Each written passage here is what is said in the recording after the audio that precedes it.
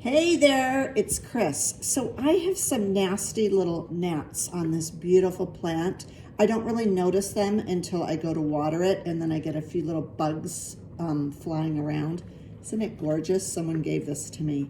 Anyway, I am gonna make a fungus spray, and I wanna show you what I'm gonna use. So the recipe I have calls for a 4-ounce bottle, but I only have a 2-ounce bottle.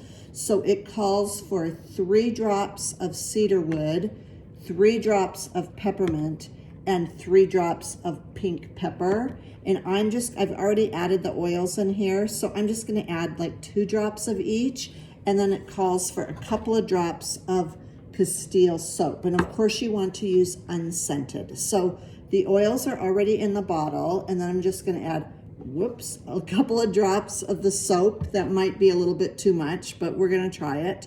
And then I'm gonna top it with water, and I'm gonna spray it on my plants. So let me put the water in there. I'm doing this off to the side so that it won't make a mess on my counter. And then I've got this spray bottle, and obviously it's not gonna kill the bugs right now, but it will spray it and hopefully kill those nasty ants. And so here is my beautiful plant, and I'm just shaking it up really good, and I'm gonna spray it, not too much, and hopefully it takes care of those gnats. So good day, hope you have a good day rather.